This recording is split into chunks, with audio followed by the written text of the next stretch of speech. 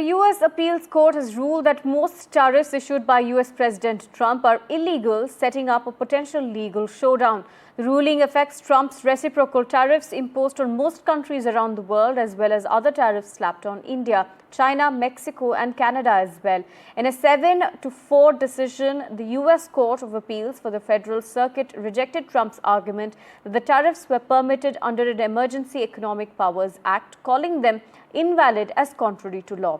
Now, Trump had justified the tariffs under the International Emergency Economic Powers Act, which gives the president the power to act against unusual and extraordinary threats. Now, Trump has declared a national emergency on trade, arguing that a trade imbalance is harmful to U.S. national security. Now, my colleague Priyanka Diu joins us with more details. Priyanka, now, as far as the appeals court is concerned, Trump has called this decision biased. Take us through the latest.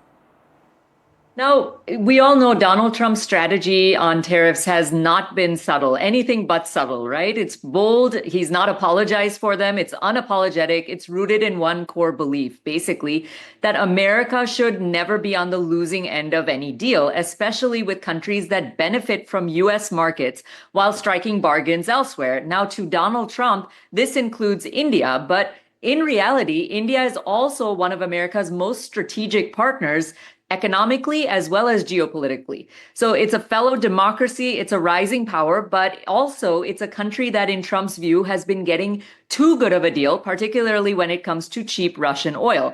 Now, since the start of the war in Ukraine, India has dramatically increased its oil imports from Russia, capitalizing on steep discounts as Western buyers pulled out. And this was very smart economics by PM Modi because India saved billions of dollars in energy costs, shielded itself from inflation, and even began refining Russian oil and exporting it, sometimes to US allies. So in short, India got a great deal. It played the game better than most countries did. But from Trump's perspective here, that deal came at America's expense. So he sees a double hit here, especially with India, that first, India boosts its own economy with cheap Russian oil.